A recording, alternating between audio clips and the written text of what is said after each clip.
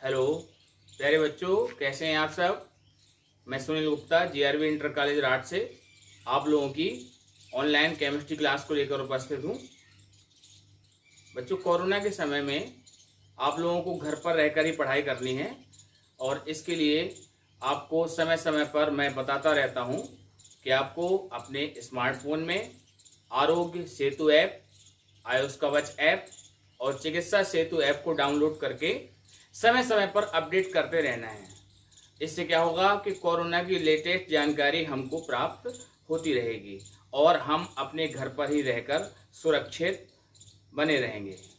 ठीक है बच्चों, तो पिछले वाले लेक्चर में आप लोगों ने अपने कक्षा 12 के पाठ्यक्रम को समझ लिया था, जिसमें आप लोगों को पहला चैप्टर पढ़ना था ठोस अवस्था। जैसा कि जानते हैं आप लोग, पदार्थ की 3 अवस्थाएं होती हैं, ठोस, द्रव और गैस। इन अवस्थाओं को आप लोगों ने छोटी कक्षाओं में यानी कि 6, 7, 8 में विज्ञान विषय में पढ़ा हुआ है। अब यदि हम बात करें किसी एक पदार्थ के बारे में, जैसे कि जल, यह एक ऐसा पदार्थ है जो कि ठोस, द्रव और गैस तीनों अवस्थाओं में पाया जाता है। इसलिए हम किसी पदार्थ को एक विशेष अवस्था के रूप में समझेंगे। ठीक है बच्चों, तो ऐसा कहा जाए कि ठोस पदार्थ के स्थान पर ठोस अवस्था ज़्यादा बेहतर रहेगा, क्योंकि अगर जल द्रव अवस्था में है तो उसको हम पानी कहते हैं, और यदि ठोस अवस्था में है तो उसको बर्फ कहते हैं, और यदि गैसीय अवस्था में है तो उसको हम वाष्प यानी भाप या जल वाष्प कहते हैं। ठीक है बच्चों, इतनी बात समझ में आई आपको। तो इतना आपने जान लिया कि ठोस, द्रव और गैस के स्थान पर यदि हम ठोस अवस्था, द्रव अवस्था और गैसीय अवस्था का प्रयोग करेंगे तो ज़्यादा बेहतर ढंग से चीज़ों को क्लियर कर पाएंगे और इनको समझ भी पाएंगे। ठीक है बच्चों, तो आप लोगों ने कक्षा 11 में गैसीय अवस्था वो पढ़ लिया था। द्रव अवस्था आपका फिजिक्स का पार्ट होता है, जो कि आप फिजिक्स में पढ़ लिए होंगे अथवा पढ़ेंगे। और ठोस अवस्था अब आता है आपका केमिस्ट्री के चैप्टर 1 के रूप में। तो आइए इसको समझते हैं, ठोस अवस्था क्या है। ये ठोस अवस्था की क्या डेफिनेशन होगी, यहाँ मैं आपको लिख कर समझा रहा हूँ। ठोस अवस्था, ठोस अवस्था, इसकी अंग्रेजी वही होगी जो चैप्टर की अंग्रेजी है, सॉलिड स्टेट। तो बच्चों ध्यान दें, ठोस अवस्था, ठोस अवस्था पदार्थ के कणों की, पदार्थ के कणों की वह अवस्था है, वह अवस्था है जिसमें घटक कण, घटक कण क्या होते हैं, जो ठोस को बनाने में अपना योगदान देते हैं। घटक कण, इनको हम अंग्रेजी में कहते हैं कंस्टिट्यूएंट, CONSTITUENTS,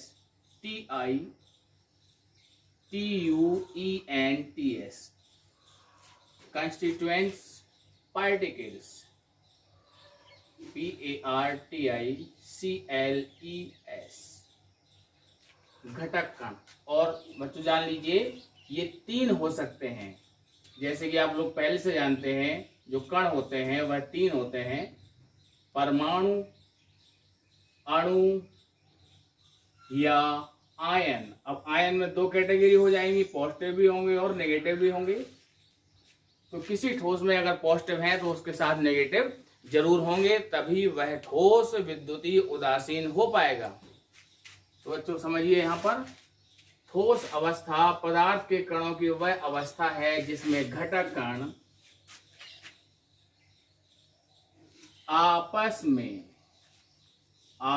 में प्रबल अंतरा अणुक आकर्षण बल, अंतरा अणुक आकर्षण बल, जिसको हम क्या कहेंगे, force of attraction, force of attraction. Short में इसको हम कहेंगे FOA, द्वारा जुड़े रहते हैं, जुड़े रहते हैं। ये परिभाषा आप लोगों ने छोटी क्लास में पढ़ी होगी। इसको पहले मैंने ज्यों का त्यों लिखा हुआ है, इसके आगे थोड़ा सा और बढ़ाते हैं। और क्या बढ़ाते हैं, इसमें घटक कण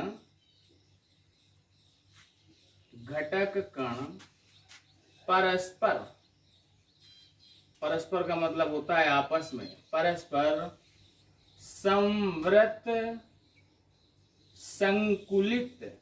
ये थोड़ा सा जटिल शब्द है, इसको हिंदी में याद रखना थोड़ा सा जटिल लगेगा आपको, लेकिन इसकी अंग्रेजी हमको और बेहतर ढंग से समझ में आएगी। Closely, closely, closely packed. Closely packed को हम ऐसे ध्यान रखेंगे, बुंदेलखंडी भाषा में आप लोग एक शब्द का इस्तेमाल करते हैं, ठसाठस भरे।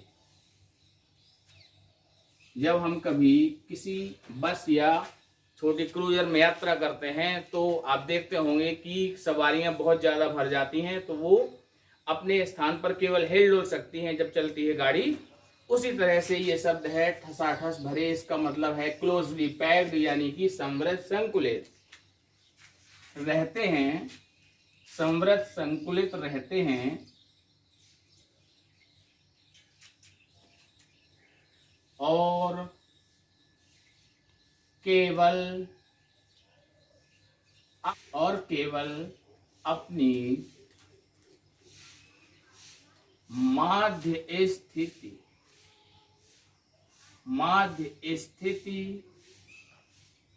के परितः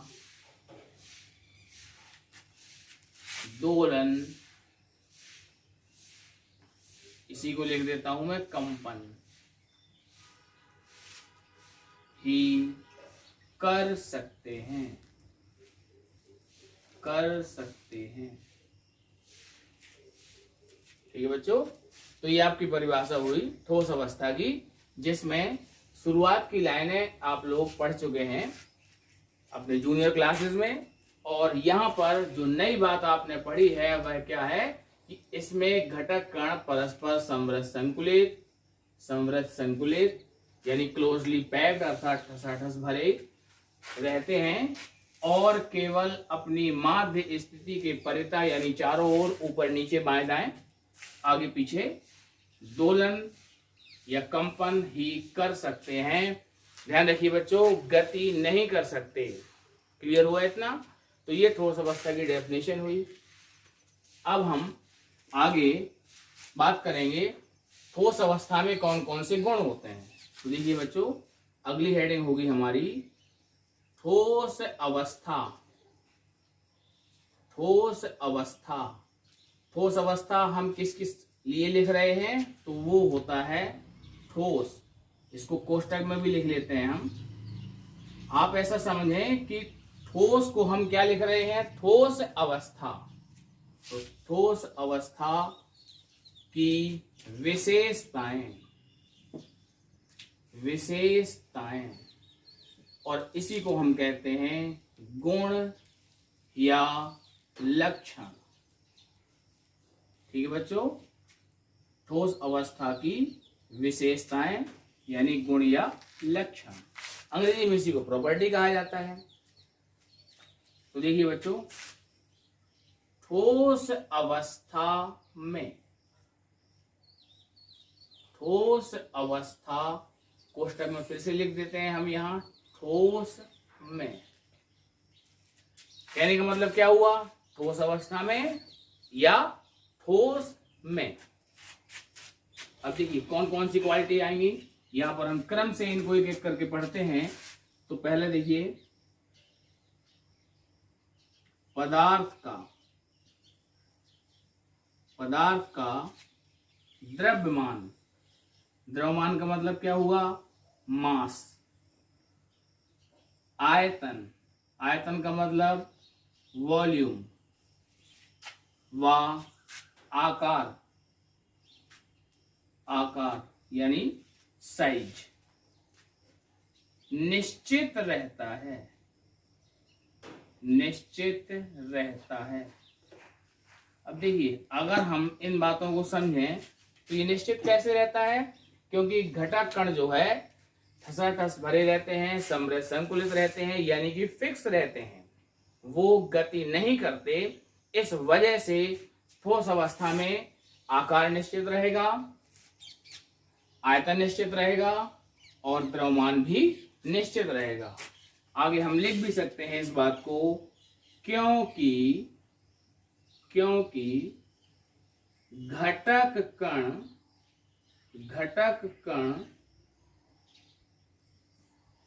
निश्चित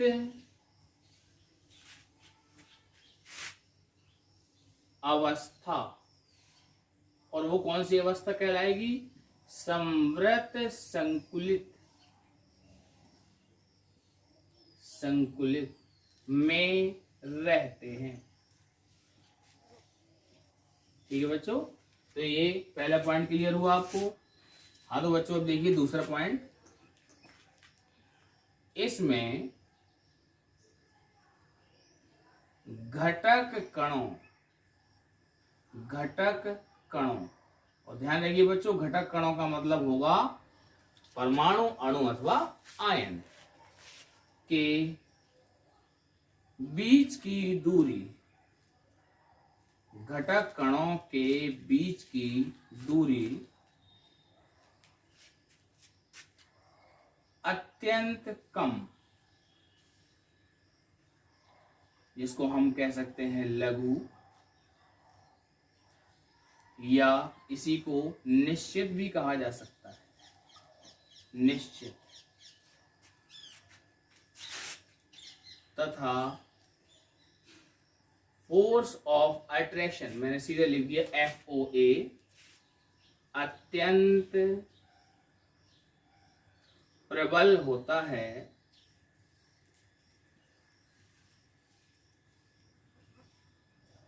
अतः ठोस कठोर होते हैं, ठोस कठोर होते हैं। यहां ठोस का मतलब क्या है, ध्यान दीजिए, ठोस अवस्था। ठीक है बच्चों, तो हम यहाँ ठोस कठोर होते हैं हमने लिखा, अथवा हम लिख सकते थे ठोस अवस्था कठोर होती है। ठीक है, ये बात आपको समझ में आ गई। अब देखिए अगला पॉइंट देखें बच्चों, तीसरा, इसमें गलनांक, गलनांक को क्या कहते हैं अंग्रेजी में, मेल्टिंग पॉइंट, जिसको हम शॉर्ट में लिख देंगे MP, व क्वथनांक, और क्वथनांक को हम क्या कहते हैं अंग्रेजी में, बॉइलिंग पॉइंट, तो इसको शॉर्ट में लिखेंगे हम BP। गलनांक व क्वथनांक अधिक होता है अगर हम तुलना करें अन्य अवस्थाओं की, यानी द्रव और गैस, तो उनकी तुलना में ठोस अवस्था का गलनांक और क्वथनांक अधिक होगा। अगला पॉइंट देखिए बच्चों, चौथा,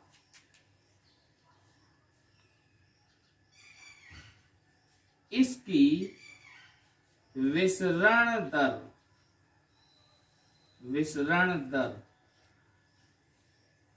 अत्यंत कम होती है, अत्यंत कम होती है। अब देखिए विसरण क्या है, इस बात को समझ लेते हैं। अगर हम परफ्यूम को लगाते हैं तो क्या होगा, उसकी खुशबू काफी दूर तक चली जाएगी, इसी को हम कहते हैं विसरण। तो गैसों में विसरण होगा सबसे ज्यादा, द्रव में होगा गैसों से कम, और ठोस में होगा बहुत कम। ठीक है बच्चों, तो ये आपका चौथा पॉइंट हुआ। हाँ तो बच्चों मिश्रण दर अत्यंत कम होती है। और अगला पॉइंट देखिए 5वां,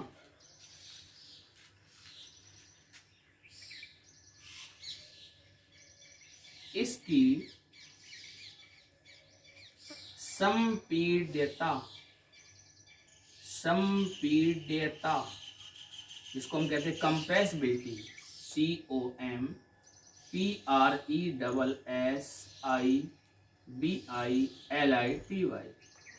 कंप्रेसिबिलिटी नगण्य, नगण्य का क्या मतलब होगा, बहुत कम होती है। अब इस बात को थोड़ा समझ लेते हैं। जैसे मान लीजिए ये ठोस है, देख रहे हैं आप इस मार्कर को, अगर इसको हम दबाएंगे तो ये नहीं दबेगा। ऐसा क्यों है, क्योंकि इसके जो घटक कण हैं ये निश्चित दूरी पर हैं। ठीक है, इस पॉइंट को आप लोग समझ चुके हैं कि जो घटक कण होते हैं वो निश्चित अवस्था में रहते हैं, इसलिए इनको हम ठोसों को प्रायः नहीं दबा सकते हैं। तो संपीड़ितता यानी कंप्रेसिबिलिटी कैसी हो जाएगी, नगण्य। और एक और कॉमन पॉइंट है 6 नंबर पे, जिसको मैं यहाँ इस तरफ लिख देता हूँ 6 नंबर। ये आप लोग जानते हैं कि प्रायः इस अवस्था में, प्रायः यह अवस्था, यहां कर देते हैं, यह अवस्था विद्युत व ऊष्मा की चालक, चालक यानी कंडक्टर होती है। ये शब्द लिख दिया है यहाँ प्रायः, इसको आप ध्यान रखेंगे, क्योंकि कोई भी बात जो आप पढ़ते हैं वो 100% ट्रू नहीं होती, सब जगह वैलिड नहीं होती। अपवाद या एक्सेप्शन हर जगह पाए जाते हैं। तो ठीक है बच्चों, अभी अभी आपने ठोस अवस्था क्या होती है इसको पढ़ा, और इसके साथ साथ ठोस अवस्था में कौन कौन से गुण पाए जाते हैं उनकी जानकारी प्राप्त की। तो बच्चों अभी आप इसका स्क्रीनशॉट ले लीजिए। हाँ तो बच्चों अब देखिए आगे हम पढ़ते हैं ठोसों के प्रकार।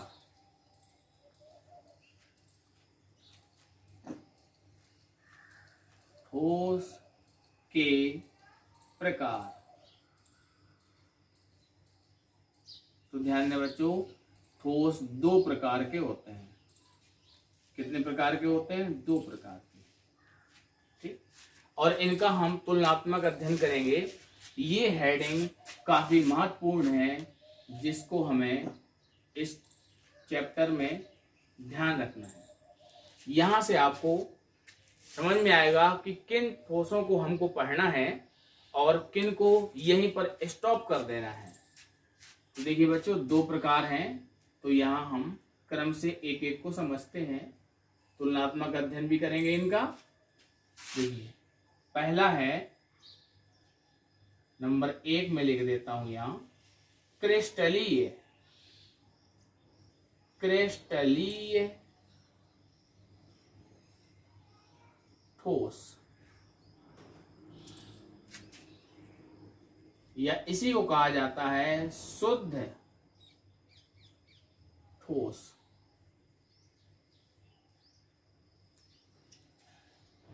या एक और नाम होता है इसका वास्तविक ठोस, वास्तविक ठोस।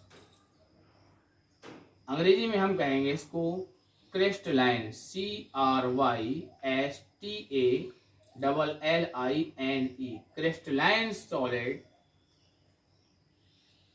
ऑब्लिक करके ट्रू सॉलिड, TRUE सॉलिड। ठीक है बच्चों, और जो दूसरा प्रकार है उसको मैं इस तरफ लिख देता हूं।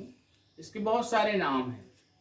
पहला तो इसी से बन जाएगा, क्रिस्टलीय में आ लगा दीजिए तो कहलाएगा अक्रिस्टलीय, अक्रिस्टलीय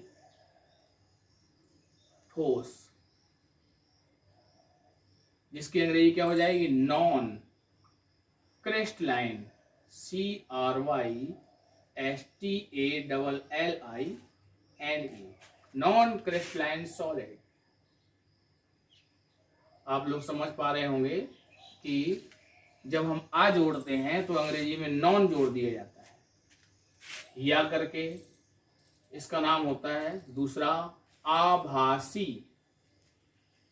आभासी को ही कहा जाता है छद्म, छद्म ठोस, और इसकी अंग्रेजी होगी स्यूडो, PSEUDO। इसमें P साइलेंट रहता है तो सूडो सॉलिड। या करके एक और इसका नाम होता है अमरिब, अमरिब, जिसको हम कहते हैं एमोर्फस, AMORPHOUS।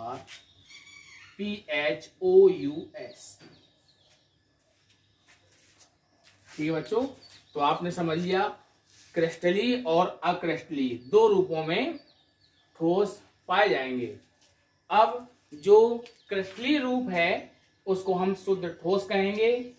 इस पूरे चैप्टर में केवल हमें इसका ही अध्ययन करना है, तो इस दृष्टिकोण से ये काफी महत्वपूर्ण है। और अक्रिस्टली ठोसों का यानी आभासी या छद्म ठोसों को केवल यहीं पर समाप्त कर लेंगे हम, इसके आगे हमको नहीं पढ़ना है। तो बच्चों इनका हम अध्ययन करते हैं। आगे देखिए जरा एक एक पॉइंट करके। पहला पॉइंट देखें, जो वास्तविक ठोस होते हैं यानी क्रिस्टली ठोस, इनमें घटक कण, अब घटक कण वही हो जाएंगे, ये काफी महत्वपूर्ण है घटक कण। इसका इस्तेमाल हम हर जगह करेंगे, आपको ध्यान रखना है।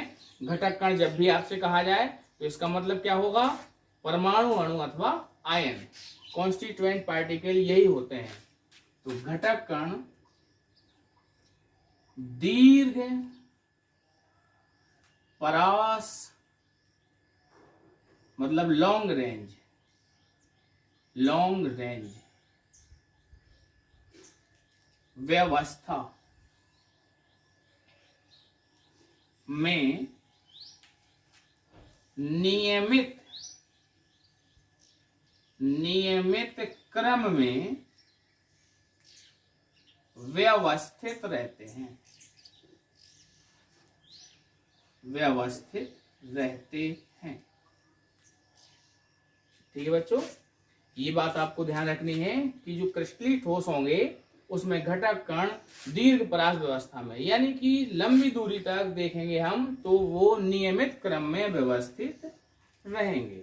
इसको जरा हम बनाकर देखें तो और अच्छे ढंग से आपको समझ में आएगा। हम एक आयनिक क्रिस्टल को ले लेते हैं, आयनिक क्रिस्टल। आयनिक क्रिस्टल का मतलब क्या होगा, इसमें होगा C+ और A नेगेटिव। C+ किसके लिए, कैटायन धनायन के लिए, और A नेगेटिव किसके लिए, ऋणायन यानी एनायन के लिए। तो हम बनाते हैं इनको, ध्यान दें जरा।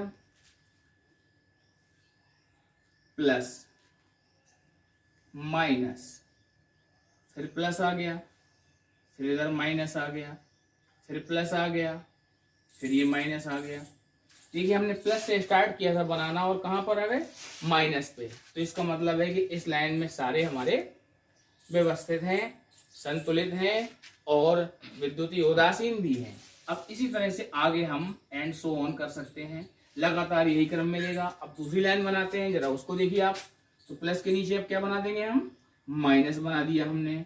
फिर माइनस के नीचे अगला ये प्लस, फिर माइनस, फिर ये प्लस, फिर ये माइनस, ये प्लस।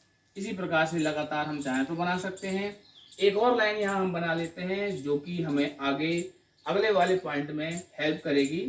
तो ये प्लस हो गया, ये माइनस हो गया, ये फिर से प्लस हो गया, ये माइनस हो गया, ये प्लस हो गया और ये माइनस हो गया।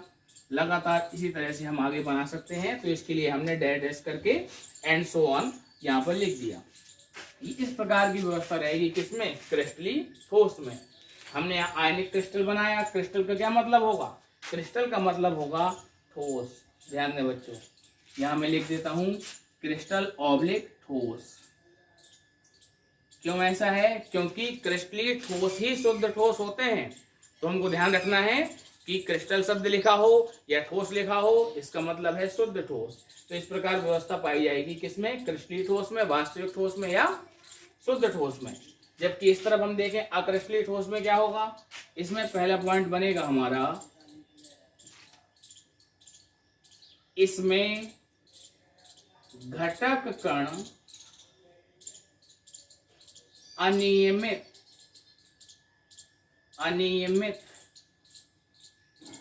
या लघु परास,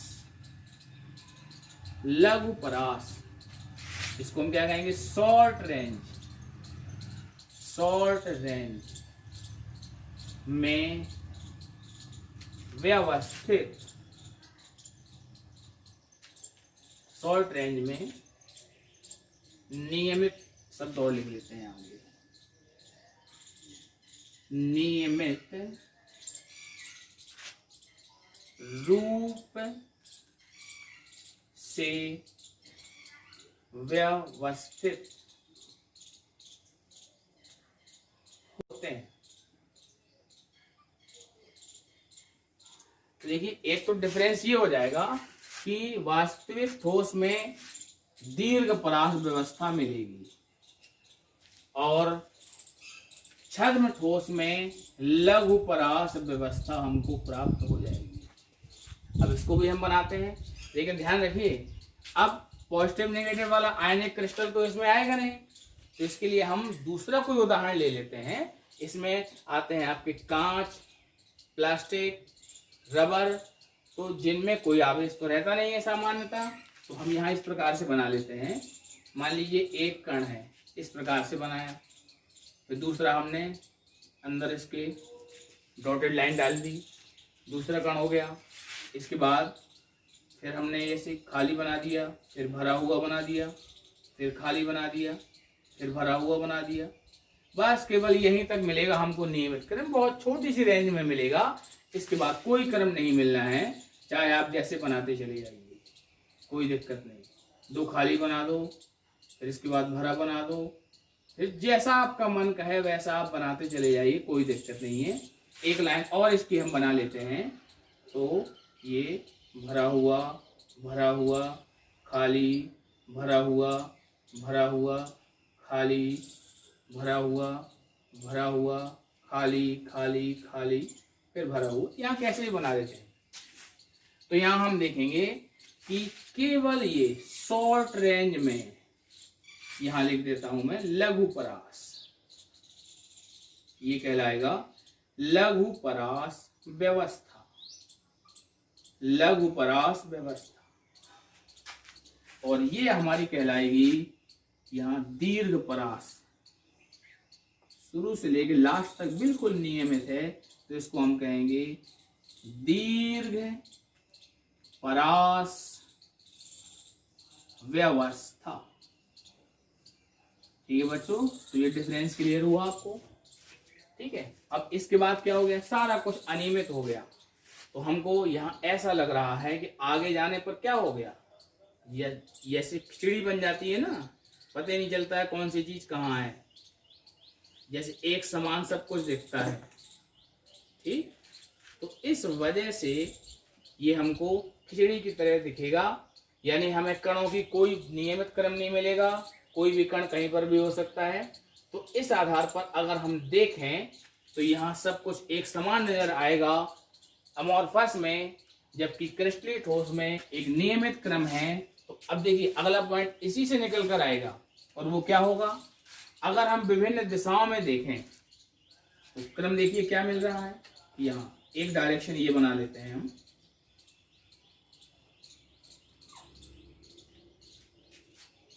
इस दिशा में देखिए तो सब नेगेटिव नेगेटिव एक साथ आ गए। ठीक, और नीचे से ऊपर की तरफ देखें तो हमको क्या मिला? पॉजिटिव, नेगेटिव, फिर पॉजिटिव। तो अगर हम अलग अलग डायरेक्शन में देखें तो कणों की अलग अलग व्यवस्था है। इस बात को यहां लिख लेते हैं हम, अलग अलग दिशाओं में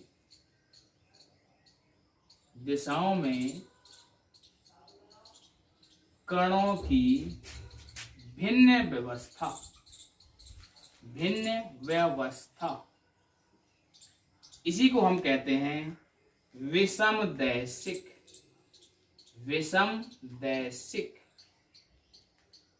और विषमदैशिक की अंग्रेजी हो जाएगी एनआइसोट्रॉपिक। NISOTROPIC। ठीक। और यहाँ पर खिचड़ी की तरह है, एक समान है, तो इसको हम कहेंगे क्या? समदैशिक। और इसकी अंग्रेजी होगी आइसोट्रॉपिक। ISOTROPIC। अब देखिए, विषमदैशिक होने का मतलब हुआ कि विभिन्न दिशाओं में कणों की व्यवस्था अलग अलग। इसका सीधा सा मतलब होगा अतः भौतिक गुण, जैसे कि अगर हम बात करें अपवर्तनांक, प्रतिरोधकता,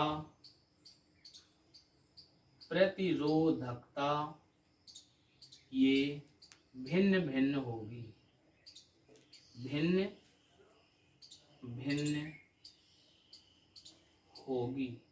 ये है बच्चों विषमदैशिक होने का मतलब। और ये बात जो आपने यहाँ समझी है, अगले वाले पॉइंट में आपको ये लिख भी लेना है कि जो क्रिस्टलीय ठोस हैं वह कैसे होते हैं? विषमदैशिक होते हैं। और जो अक्रिस्टलीय ठोस हैं, आभासी ठोस हैं, ये समदैशिक होते हैं। अब समदैशिक होने का मतलब क्या हो जाएगा? इसका मतलब हो जाएगा सभी दिशाओं में, या एक चीज और लिख लेते हैं, विभिन्न, या भिन्न भिन्न भी इसी को कहते हैं, कोष्टक में कर लेते हैं। सभी दिशाओं में अमणिभ, यह छद्म ठोस होगा, ये अमणिभ के भौतिक गुण, और फिर से वही हो जाएंगे हमारे कौन से? जैसे अपवर्तनांक आदि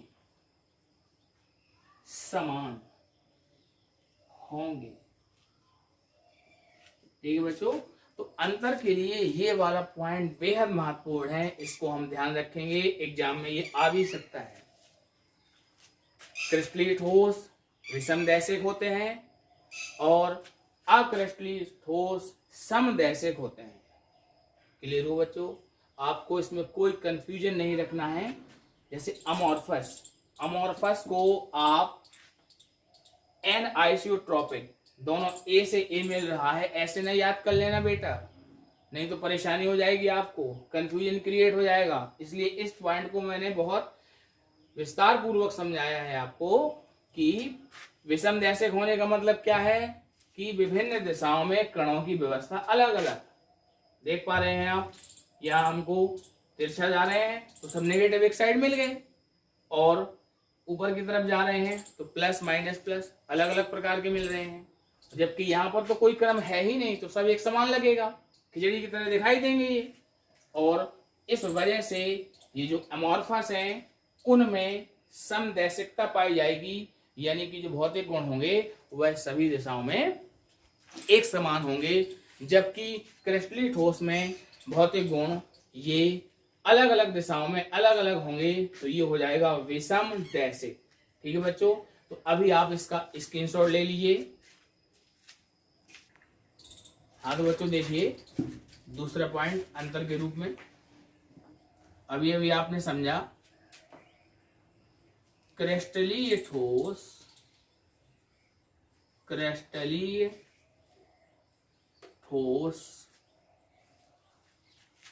विषमदैशिक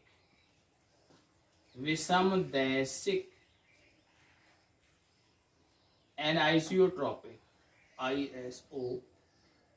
TROPIC, एनाइसोट्रोपिक प्रकृति के होते हैं। इसका मतलब विभिन्न दिशाओं में भौतिक गुण अलग अलग। एक्सप्लेन कर चुके हैं इसको भी हम, आपने समझ लिया पहले पॉइंट में ही। और अब क्रिस्टलीन में आ जाएगा दूसरा पॉइंट, ये समदैशिक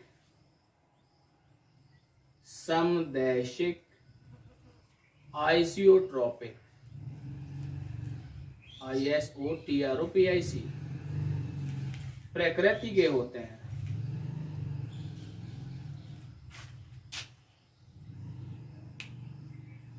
ठीक है बच्चों, इतना समझ में आया। अब देखिए तीसरा पॉइंट, कण इसमें नियमित क्रम में व्यवस्थित रहेंगे तो गलनांक और गलन ऊष्मा के मान बिल्कुल एक्यूरेट होंगे, निश्चित होंगे और अभिलाक्षणिक होंगे। और यहां पर क्या होगा, एक रेंज में होंगे। इनका गलनांक ऑब्लिक करके लिख लेते हैं, गलन ऊष्मा निश्चित, कोष्टक में इस शब्द आप ध्यान रखिए, सार, बिल्कुल एक्यूरेट व अभिलाक्षणिक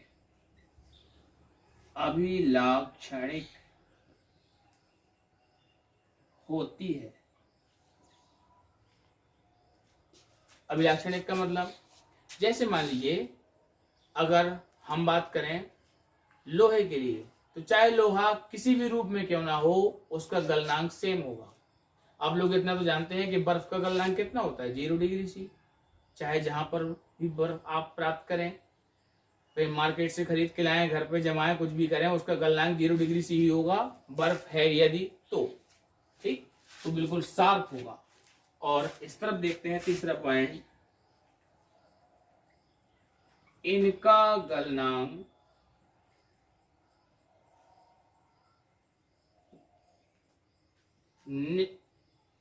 गलनांक ताप परास, मतलब टेम्परेचर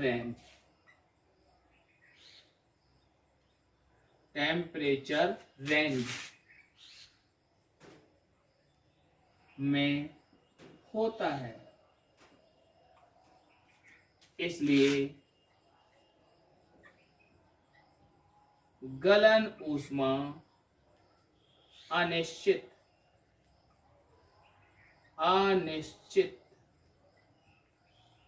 रहती है। ठीक है, इसको हम ऐसे ध्यान रखेंगे, कोष्टक में लिख लेते हैं एग्जाम्पल कि क्रिस्टलीय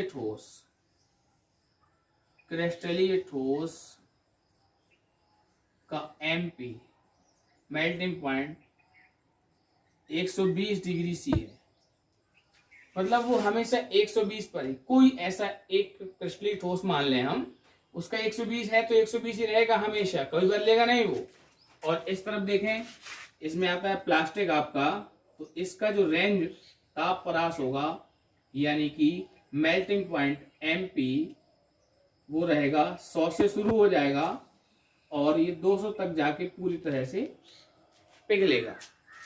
तो पहले ये क्या होगा, नरम होगा, इसके बाद फिर गर्म करते जाएंगे तो फिर काफी देर बाद, काफी अंतराल के बाद फिर वो पूरी तरह से द्रव में परिवर्तित होगा। तो यहाँ हमको एक रेंज मिलेगी और इस तरफ हमको एक निश्चित मान मिलेगा।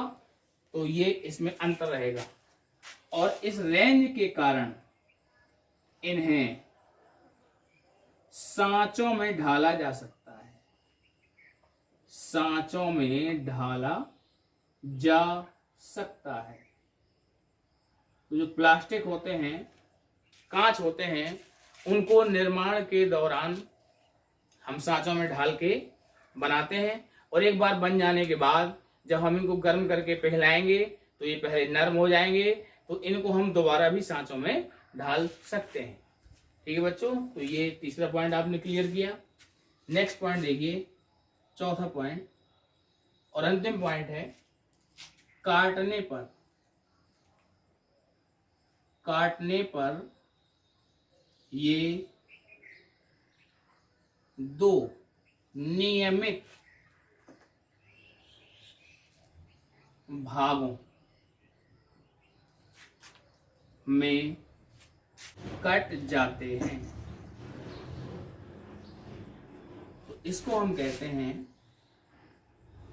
नियमित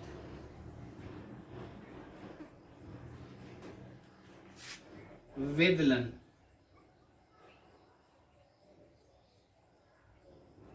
या क्लीवेज, CLEAVAGE, क्लीन क्लीवेज, नियमित विदलन। इसी को हम क्लीन के स्थान पर एक और शब्द लिख सकते हैं और वो होगा रेगुलर, REGULAR, रेगुलर क्लीवेज, नियमित कटान। मान लीजिए काटते हैं तो जो क्रिस्टली ठोस हैं दो बिल्कुल एक्यूरेट साफ स्वच्छ भागों में कट जाएंगे, जबकि अगर हम अक्रिस्टली ठोसों को काटने पर ये अनियमित, क्योंकि अनियमित तो रहते ही है ना ये, तो अनियमित दो भागों में कटते हैं। तो इसको हम क्या कहेंगे, अनियमित विदलन, अनियमित विदलन यानी इर्रेगुलर, IR और जोड़ दीजिए इसमें, रेगुलर में क्लीवेज, CLEAVAGE। ठीक है बच्चों, तो ये पॉइंट आपने पढ़ा। अब केवल एग्जाम्पल रह जाते हैं, तो वो आप समझ लीजिए। इधर एग्जाम्पल में आपके आएंगे, क्रिस्टली ठोस में NaCl, KCl, बेंजोइक अम्ल,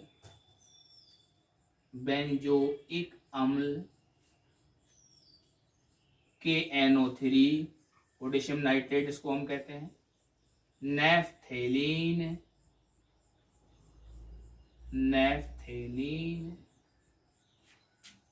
तांबा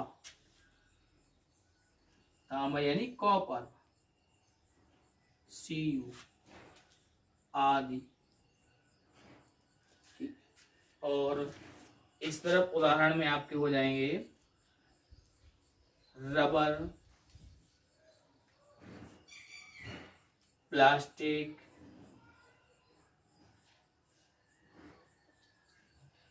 ये बहुलक का एक प्रकार है। तो कोष्टक में इसको हम लिखेंगे बहुलक। इसके अंतर्गत कौन कौन हो जाएंगे, PVC का मतलब होगा पॉलीवाइनिल क्लोराइड, ठीक। रेसा कांच जिसको हम कहते हैं, यहां अंग्रेजी लिख देता हूं, फाइबर, FIBER, फाइबर ग्लास।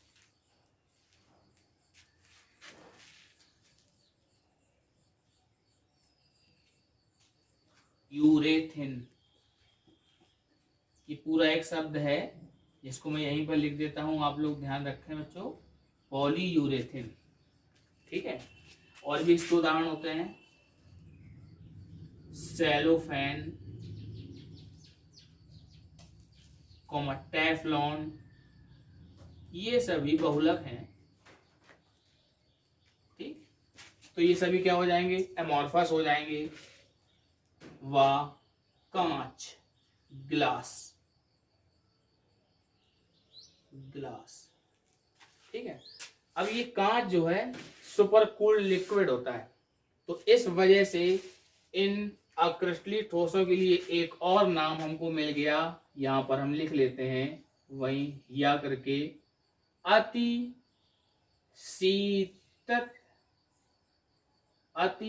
शीतत द्रव, सुपर कूल्ड लिक्विड। ठीक है बच्चों, तो ये कांच सुपर कूल्ड लिक्विड कहलाता है। क्यों कहलाता है इसको हम समझेंगे आगे। तो अभी बच्चों आप इसका स्क्रीनशॉट ले लीजिए। हाँ तो बच्चों ये दो और महत्वपूर्ण बातें हैं जो आपको जान लेनी है क्रिस्टलीय और अक्रिस्टलीय ठोसों से संबंधित। तो देखिए बच्चों, पहले पॉइंट में लिखा हुआ है पुरानी इमारतों की खिड़कियों ऑब्लिक दरवाजों में लगा कांच धीरे धीरे नीचे की ओर बहकर, तो कौन बहता है नीचे की ओर? द्रव बहता है। ऊपर से नीचे की ओर कौन बहता है? द्रव बहता है। तो नीचे की ओर बहकर ऊपर की अपेक्षा नीचे की मोटाई को बढ़ा देता है। ध्यान दीजिए, नीचे की ओर बहकर ऊपर की अपेक्षा नीचे की मोटाई को बढ़ा देता है। कौन? कांच में ये बात दिखाई देती है।